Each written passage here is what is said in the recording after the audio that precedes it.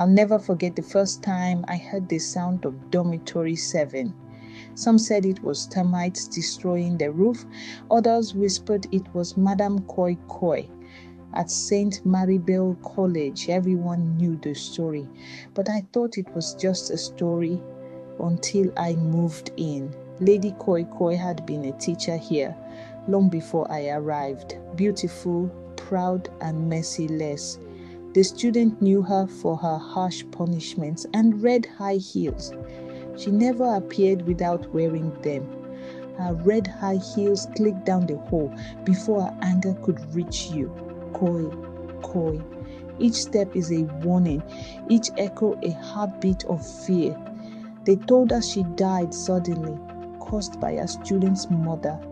The mother had come to school devastated at the marks Lady Koi Koi inflicted on her child. She used her red high heels to beat the girl for not completing her notes. The following day, Lady Koi Koi was found dead in the school compound. One of her red heels burnt beside her. Some say she never left. From that night on, her shoe sound haunted Dormitory 7. The dormitory I was ushered into as a new senior prefect. I arrived from Lagos, confident and fearless. I was getting comfort by learning my new school. I laughed at the stories.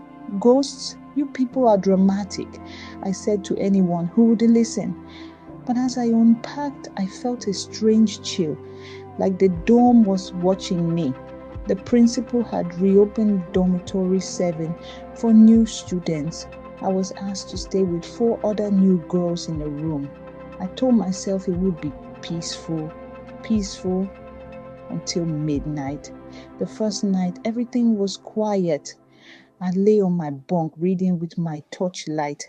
Then the wind shifted, the curtains fluttered, though the windows were shut. That's when I heard it. Koi, Koi, faint, slow, deliberate, like a single heel tapping across the concrete corridor.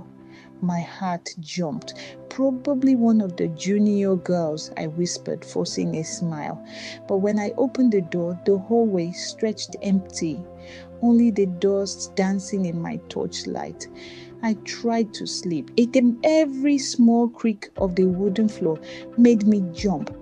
Then, somewhere deeper in the dome, it came again. Koi, Koi, slow, echoing from end to end. By morning, I mentioned it casually at breakfast. The other girls laughed nervously. Senior, please don't say it aloud, whispered one girl. They say if you call her name, she hears you. I smiled. That night, I placed my red slippers neatly by the bed and joked, if Lady Koi Koi wants to walk, let her borrow mine. I thought it was funny.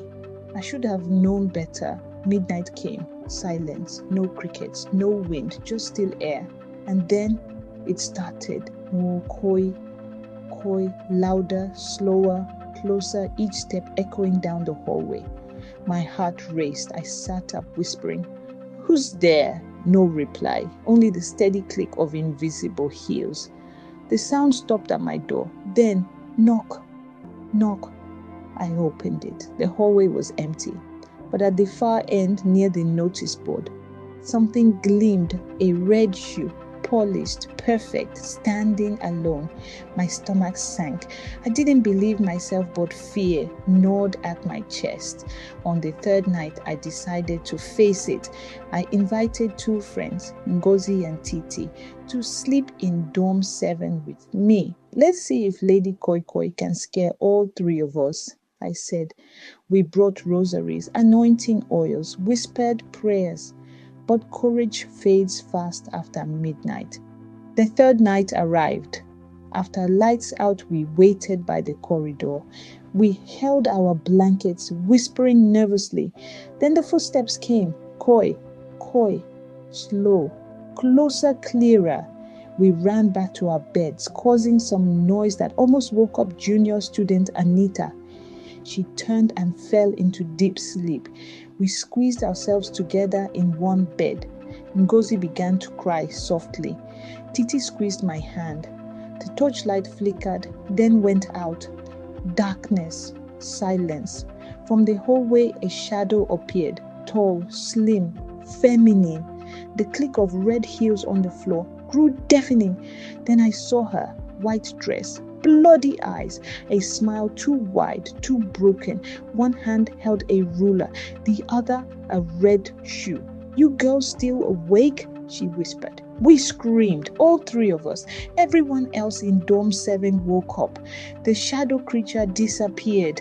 We all clustered and ran out of the dorm. By dawn, the teachers found us outside Dorm 7, trembling, barefoot, speechless. No one knew what happened inside. The principal called me into his office. His tone was calm, but his eyes portrayed fear. On his desk lay an old-school photograph, teachers and staff from decades ago. He pointed at a woman in the front row. "Is this the face you saw?" he asked quietly. It was her, the same white dress, the same crooked smile, Lady Koi Koi. I nodded fearfully. The principal sighed. "That photo was taken 30 years ago," she whispered. "She died in this school, but students have been complaining of seeing her ghosts in the dorms." I stared at the photo. Lady Koi Koi's red shoe caught my notice. It was the exact one we saw in the corridor. Fear gripped me. The principal sealed Dorm 7 again, padlocked it, and moved the other girls to another dorm. A week later, a rumor started spreading that the sound had returned. Junior girls swore they heard heels again, this time coming from inside the dorm. By Sunday evening, a few SS2 girls, the bold ones, decided to prove everyone wrong.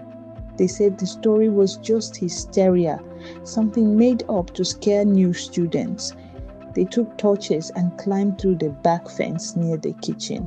I remember Titi begging them not to go. They laughed it off. "We'll just pick and run," one said. That night, around midnight, I heard faint giggles outside, then the rattle of chains.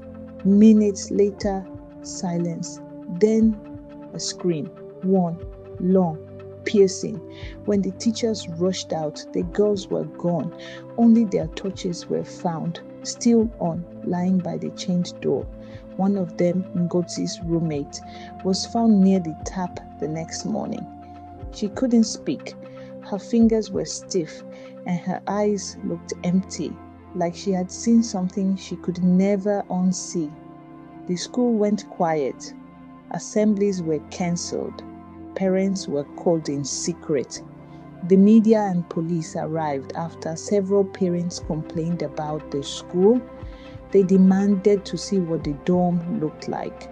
Cameras rolled as journalists followed the principal down the long corridor. When the door was finally opened, the inside looked untouched, except for three things: a cracked mirror leaning against the wall, a single red heel lying at the center, and a name written in chalk across the floor. "I told you not to open the door." It was terrifying and impossible to explain. They sealed it again that same afternoon, this time welding the lock shut. When classes resumed, no one spoke about it, but everyone felt it. The air heavier, the nights quieter. Even the boldest students began sleeping with the lights on. Yet sometimes, on quiet nights, the junior girls swear they hear it. Soft koi of heels pacing the hallway. I don't think she haunts out of anger. I think she haunts because she was never buried with her favorite shoes. Maybe she wanted them back.